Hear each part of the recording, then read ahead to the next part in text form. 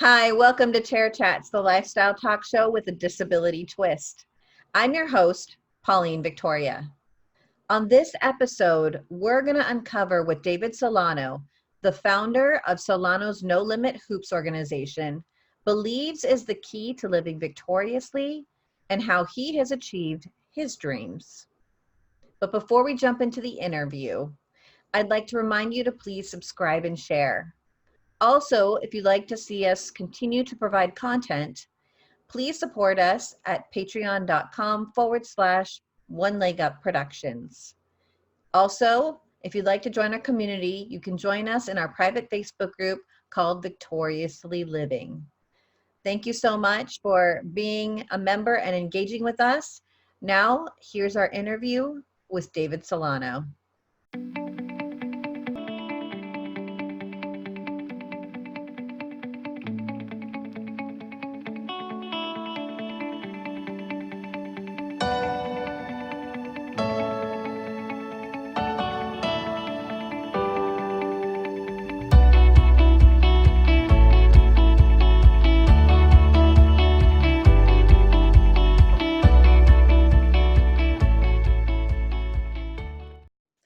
Hi, David. Thanks for joining us on Chair Chats. I am so glad that you were able to join us because you put out videos out on YouTube, and a lot of the things that you put out about resilience and taking responsibility and the power of yet, I think is very inspiring. And I thought it would be a perfect fit to interview you for Chair Chats. And so I wanted to first start out with getting to know you a little bit better and having our audience get to know you a bit better. So can you give us a brief introduction to who David Solano is? Well, first of all, nice. Thank you for interviewing me. This is amazing. It's an amazing experience to be interviewed. I've never really had this before. I'm just the first thing I am is I'm a husband for the past 16 years. I don't want anything else to define me besides being a husband and a dad of two young girls, and that's what defines me. Everything else is just kind of just helps me keep that stuff in the center of my life. But I've been a school teacher for the past 21 years. I'm in the middle of my 21st year teaching right now. I've taught fourth grade, second grade, and fifth grade. And I also coach basketball. I've been a junior high basketball coach since about 2005. But before that, I was a cheer coach at any rec center in West Phoenix that would take me. I've been doing that for about 20, 22, 23 years now.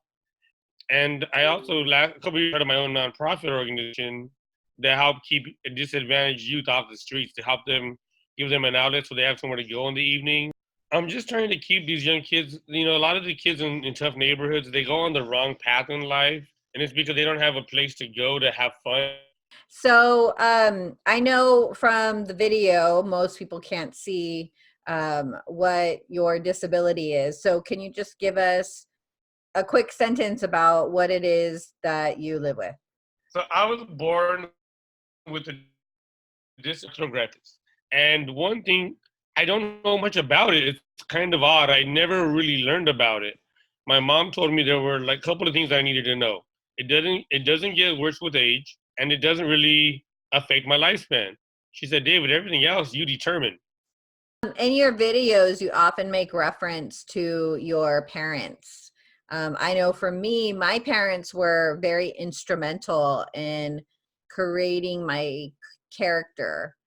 How influential were your parents on your upbringing? Oh, my parents were huge.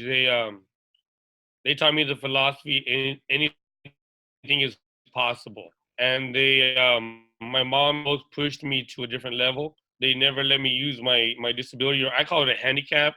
I don't use the word disability at all because disability means not able. And my mom would never let me use the term not able in my house. I had to say it was a handicap because I needed to do I needed to do whatever task I needed to do my own way.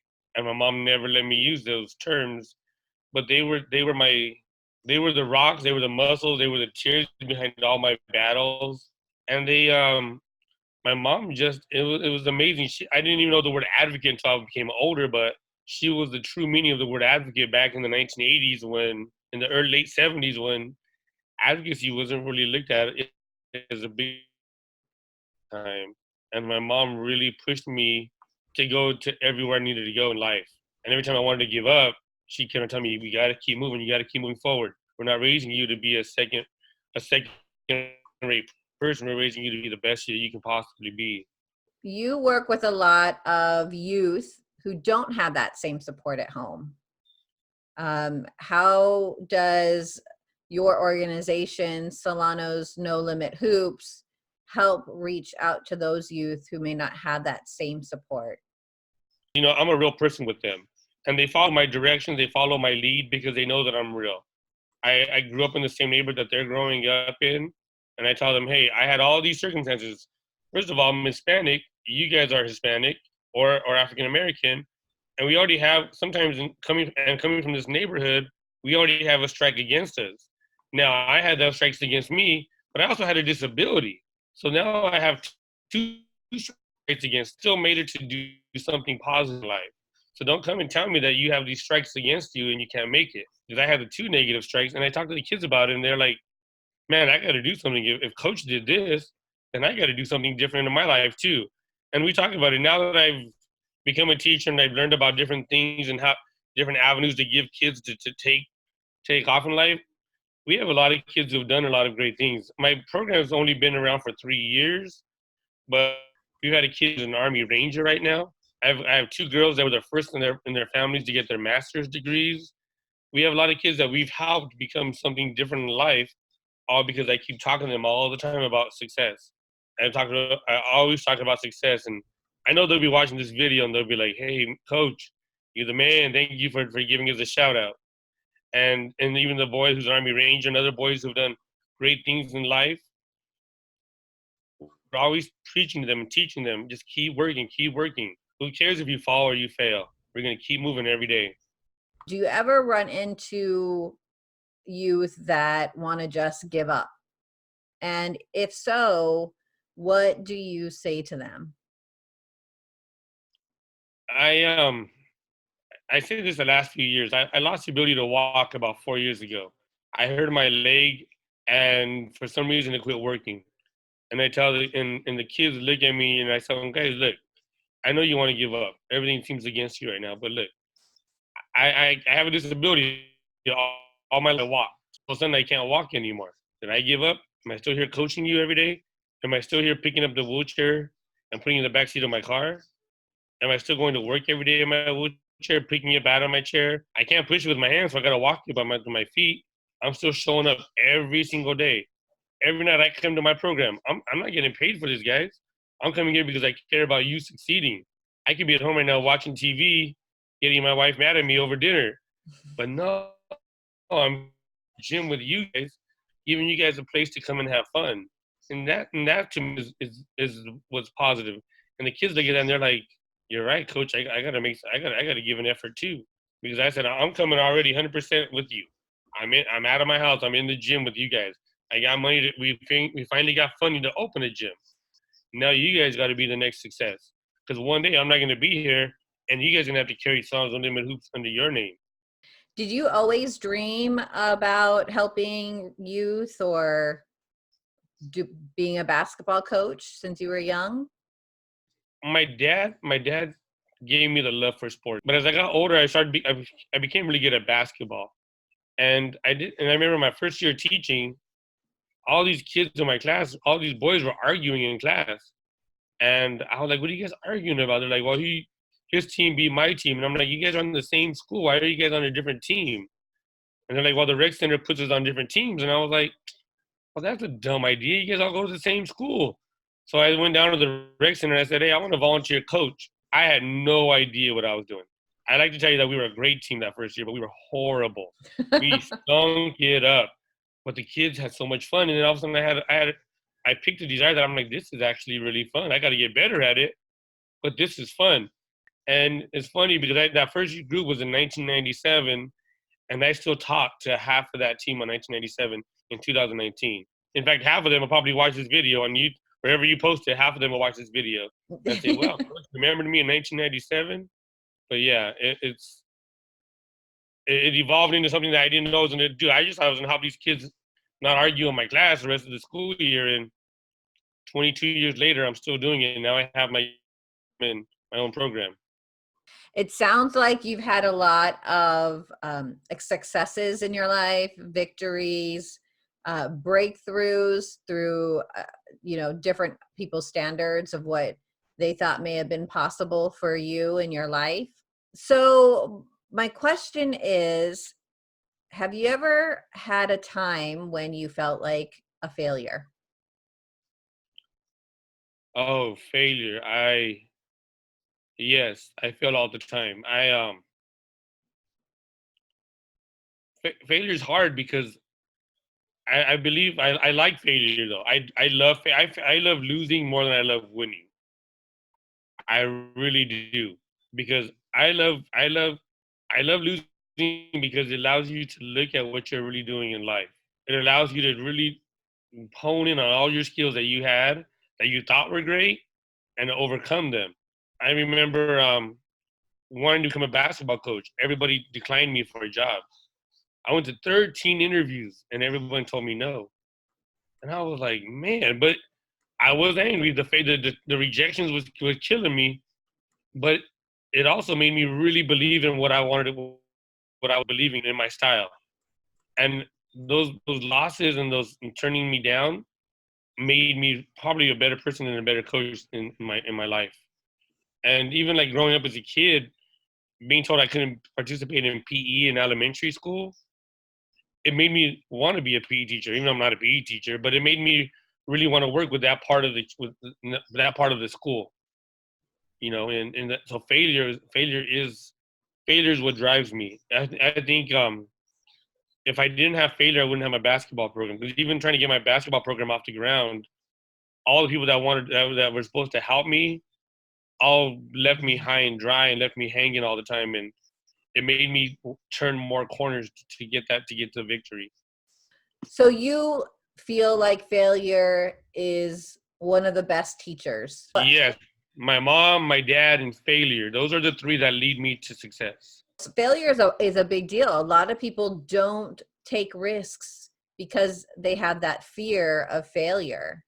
So what words would you say to encourage somebody who's afraid to move because of that fear of failure?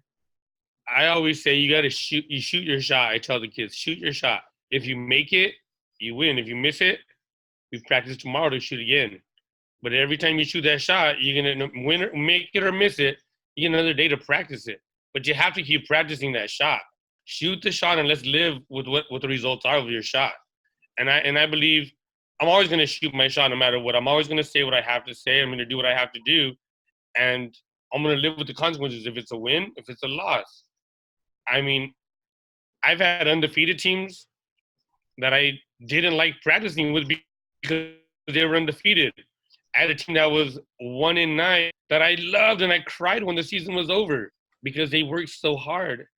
So as a basketball coach, you're familiar with both losing and with winning.